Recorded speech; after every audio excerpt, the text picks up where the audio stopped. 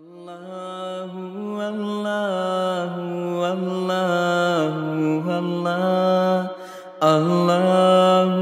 الله الله الله أعوذ بالله من الشيطان الرجيم بسم الله الرحمن الرحيم إن الحمد لله نحمده ونستعينه ونستغفره ونعوذ بالله من شرور أنفسنا ومن سيئات أعمالنا من يهده الله فلا مضل له ومن يضلل فلا هادي له وأشهد أن لا إله إلا الله وحده لا شريك له وأشهد أن محمدا عبده ورسوله أعوذ بالله من الشيطان الرجيم رب اشرح لي صدري ويسر لي أمري واحلل عقدة من لساني يفقه قولي سبحانك لا علم لنا إلا ما علمتنا إنك أنت العليم الحكيم.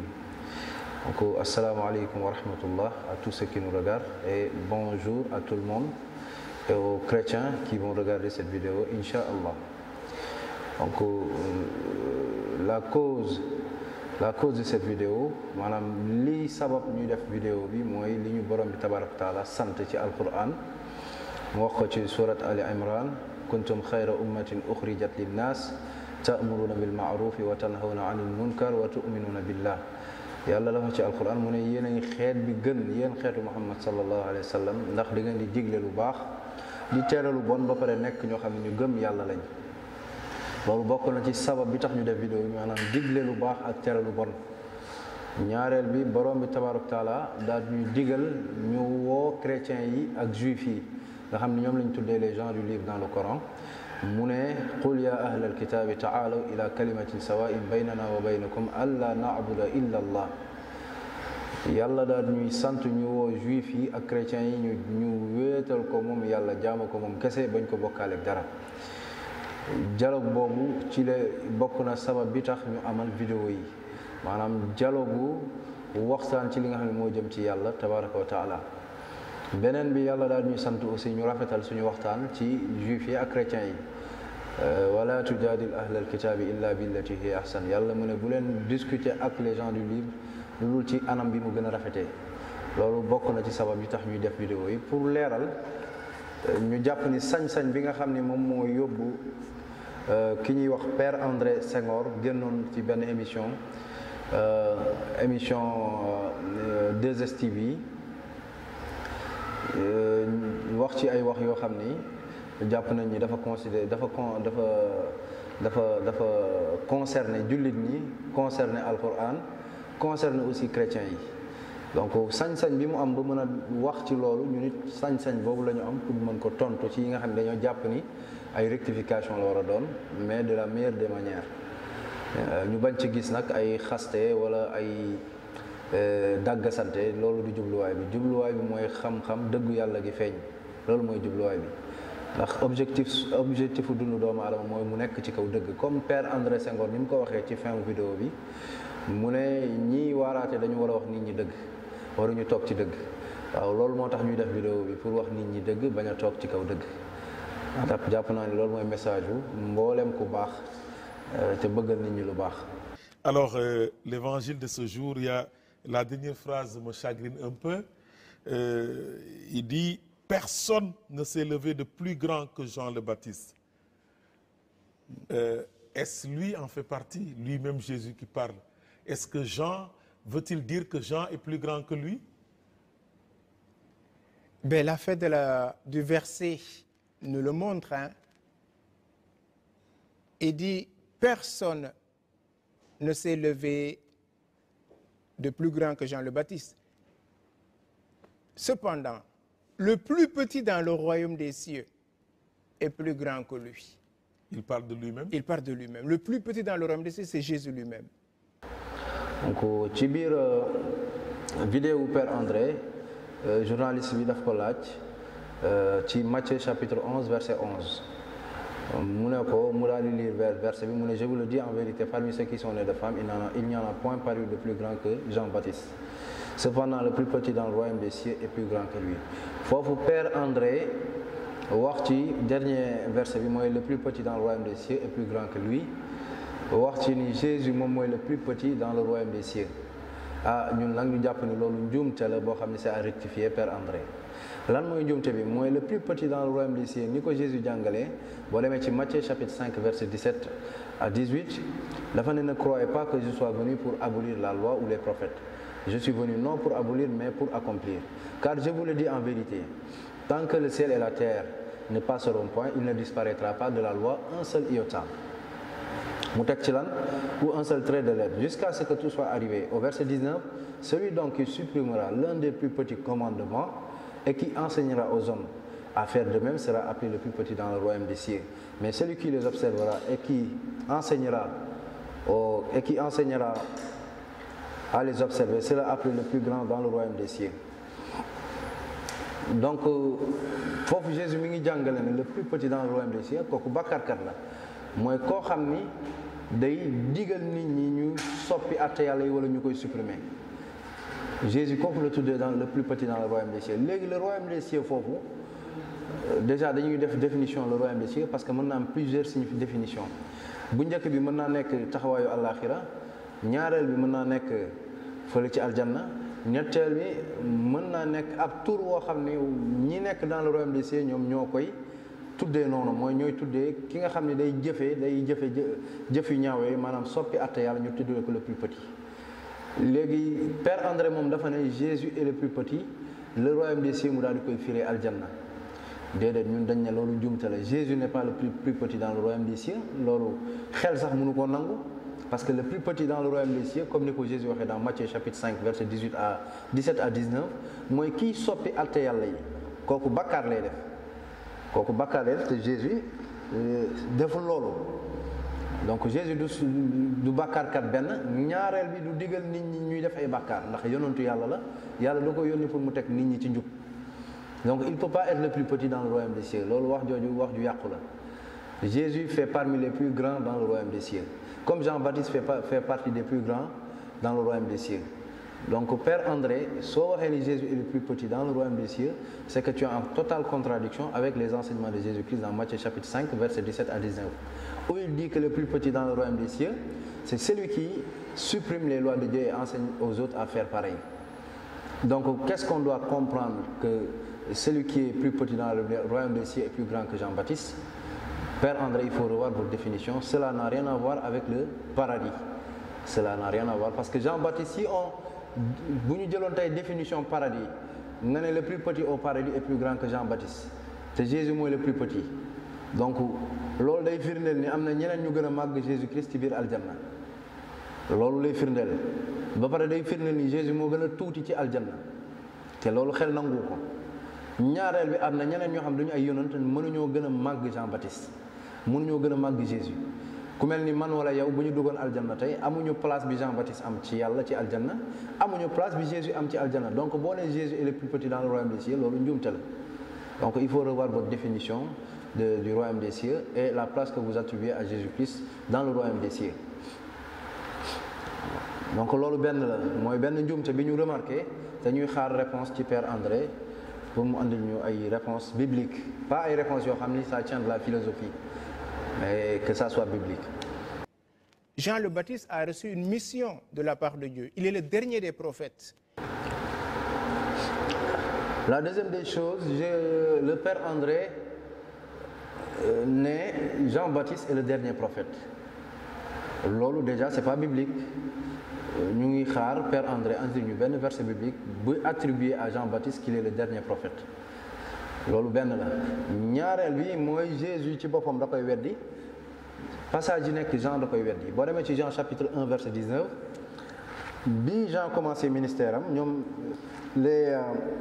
ma lire texte bi dans l'évangile de Jean chapitre 1 verset 19 à 21 voici le témoignage de Jean lorsque les Juifs envoyèrent de Jérusalem des sacrificateurs et des Lévites pour lui demander toi qui es-tu ñu daaj koy laaj yow la kan il déclara et ne le nia point qu'il n'est pas le Christ mu daal di weddi ni moom nekkul Jésus nekkul le Christ le Messie.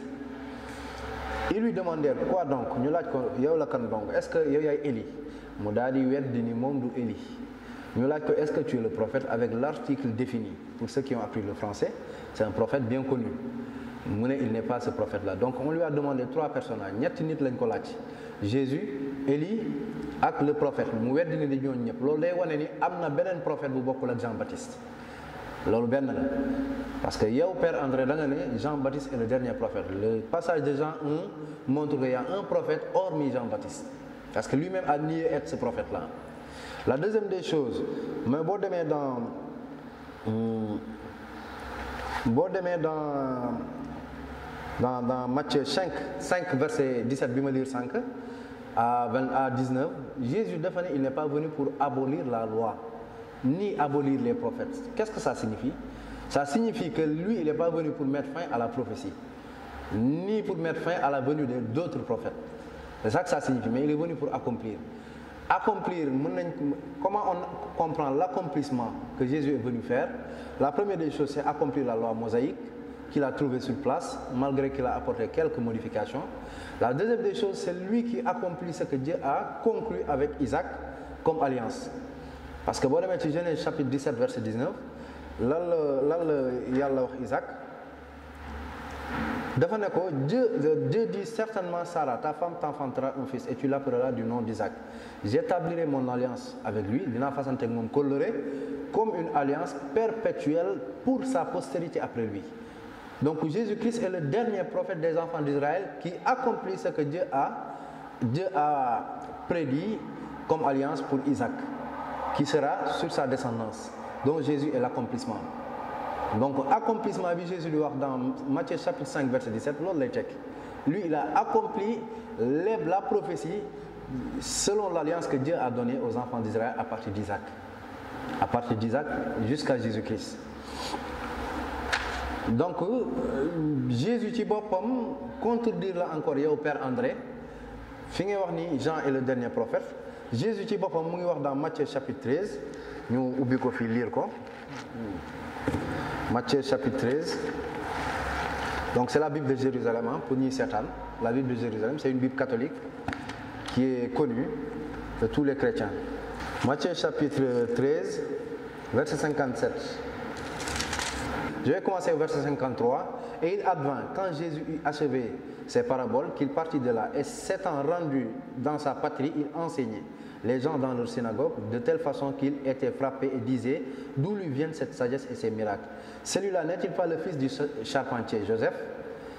N'a-t-il pas pour mère la nommée Marie, et pour frères Jacques, Joseph, Simon et Jude? Et ses sœurs ne sont-elles pas toutes chez nous? D'où lui vient donc tout cela? Et il était choqué à son sujet. Mais Jésus leur répondit, un prophète n'est méprisé que dans sa patrie et dans sa maison.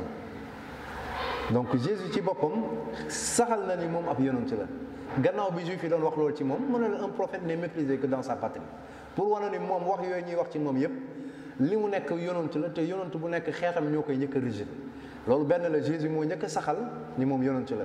Le deuxième verset se trouve dans Luc chapitre 4 verset 24 à 23. Luc chapitre 4 verset 23 à 24 ans. Léegi bi mu nekkee ci temple bi il replia le livre le rendit aux servants et s'assit. Tous dans la synagogue tenaient les yeux fixés sur lui, sur Jésus. Alors il se mit à leur dire, aujourd'hui s'accomplit à vos oreilles ce passage de l'écriture. Et tous lui rendaient témoignage et étaient en admiration devant les paroles pleines de grâce qui sortaient de sa bouche. Et il disait, les Juifs disaient, n'est-il pas le fils de Joseph celui-là? Et il leur dit, à coup sûr, vous allez me citer ce dicton, ce proverbe. Médecin, guéris-toi toi-même. Tout ce qu'on nous a dit être arrivé à Capharnaüm ou Sapharnaüm, fais-le de même ici dans ta patrie. Et il dit, Jésus dit, en vérité, je vous le dis, aucun prophète n'est bien reçu dans sa patrie. Jésus lui-même déclare qu'il est un prophète et qu'il n'est pas bien reçu dans sa patrie. Ce qui est en contradiction avec ce que Père André dit dans la vidéo, en réponse au journaliste qui lui demande est-ce que Jean-Baptiste est le dernier prophète. Lui, il confirme que Jean-Baptiste est le dernier prophète. Alors que Jésus déclare être un prophète de l'Éternel et Jean lui-même déclare ne pas être le prophète qui lui a été demandé par les Lévites et les sacrificateurs. Donc il y a eu bien d'autres prophètes hormis Jean-Baptiste et Jésus-Christ.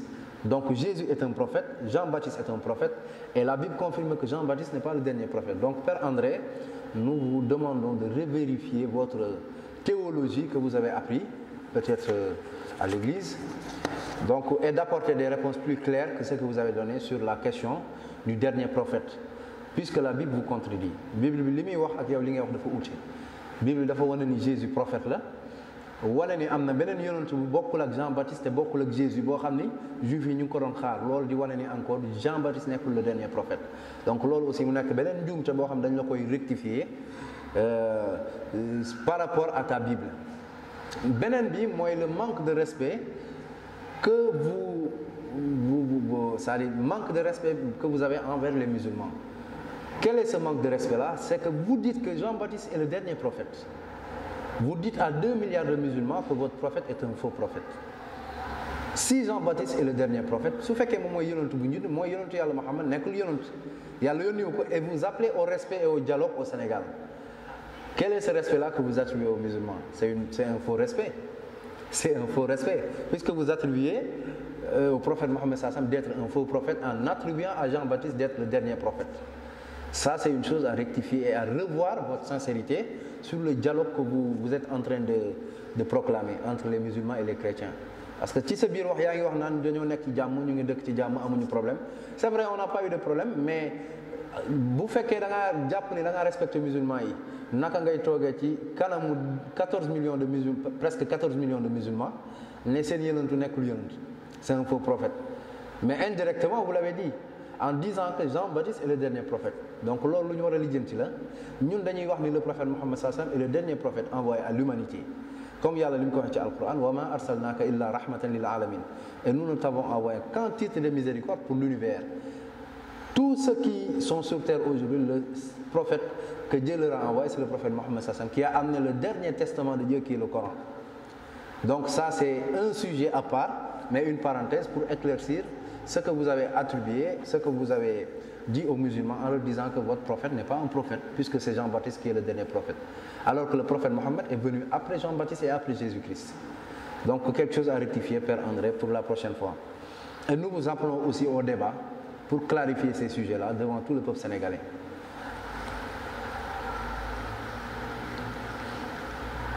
Et dans le texte aussi, il y a un petit problème que nous demandons des réponses, puisque dans Jean chapitre 1, verset 19, les Juifs, quand ils ont demandé à Jean-Baptiste, es-tu Élie?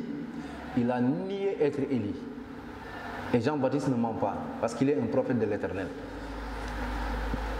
On a demandé à Jésus-Christ, Jésus-Christ parlait avec ses disciples, en leur disant que Jean-Baptiste était Élie qui devait venir.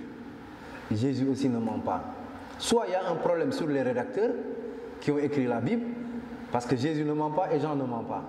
Donc, quelle est la vérité sur ces deux paroles-là? Jean dit qu'il n'est pas Élie, et Jésus dit que c'est Jean qui est Élie.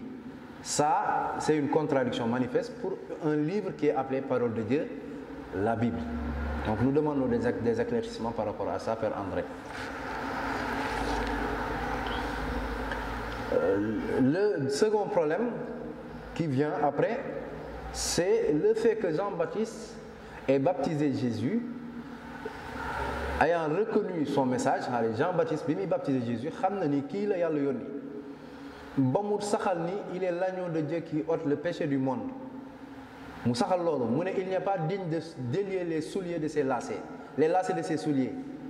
Jean-Baptiste saxal na ni kii moo ko gën a màgg, moom moo ko jiitu, que moom mooy ñëw dindi bàkkaar ci biir les enfants d'Israël. Donc kooku xam na mission wu Jésus, xam na kan mooy Jésus. Donc le Jean-Baptiste de Luc et le Jean-Baptiste de Jean connaît bien qui est Jésus-Christ. Qui n'est que Jean-Baptiste bi Luc di tudd dans Jean chapitre 3 verset 21, parce que foofu la ko baptisé. Jean chapitre 1 verset 21 ba 36 mu daal di saxal ni c'est lui qui est l'agneau qui ôte le péché du monde, que moom moo ko gën a màgg. Ñooñu ci évangile de Jean ak Luc xam na Jean-Baptiste xam na foofu kan mooy Jésus, xam na mission. Mais boo demee ci Matthieu chapitre 11 verset 2, Jean-Baptiste gannaaw bi mu baptisé ba pare, Jean-Baptiste xamatul kan mooy Jésus dans Matthieu chapitre 11 verset 2. ba mu yónnee sax Jean ayant entendu parler dans sa prison des œuvres du Christ lui fit dire par ses disciples mu daal di yónnee ay taalibeem mu laajteelu Jésus mu ne es-tu celui qui doit venir ou devons-nous attendre un autre te moom moo ko baptisé fële ci évangile Luc foofu xamoon na ko évangile de Jean xamoon na ko waaye évangile de Matthieu wane ni Jean Baptiste xamul Jésus bay laajteelu Jésus ndax yow yaa war a ñëw ndax wala dañoo war a xaar keneen loolu mu nekkoon encore beneen problème ak beneen contradiction bu manifeste boo xam le père André n'a pas répondu à cette question clairement lu dul jëm na wax nii rek après jàll ci beneen sujet parce qu'on a regardé l'émission attentivement donc père André ñu ngi lay woowaat nga xoolaat c'est-à-dire li ngay wax ni dëgg la bu ñu war a exposer nit ñi nga wax ak ñoom ci problème yi nga xam ne moom moo am ci biir évangile de Luc Jean et Matthieu sur la personne de Jean qui reconnaît Jésus-Christ dans Luc chapitre 3 et dans Jean chapitre 1 mais dans Matthieu il ne reconnaît pas Jésus-Christ dans Matthieu chapitre 11 qui est un problème fondamental puisque vous dites que la Bible est totalement la parole de Dieu et la parole de Dieu ne peut contenir des contradictions et des erreurs donc ñu ngi lay bàyyiloo xel nga andil ñu ay réponses incha allah père André et ñu ngi lay woowaat encore ci toogaay boo xam ni mën nañ ci discuter débattre ci sujet yooyu dans la paix et dans le respect donc pour le moment dañuy yem ci sujet boobu ngir mën a jàll ci beneen boo xam ni bu am solo la loo xam ni vraiment nekk na musiba boo xam ni jaxase na bopp ñu bare bari ci biir chrétiens yi donc wa axiru daawana an alhamdulillahi rabbil alamin allahumma salli wa sallim wa barik ala nabina muhammad wa qul jaa alhaq wa zahaqa albatil inna albatila kana zahuqa inna albatila kana zahuqa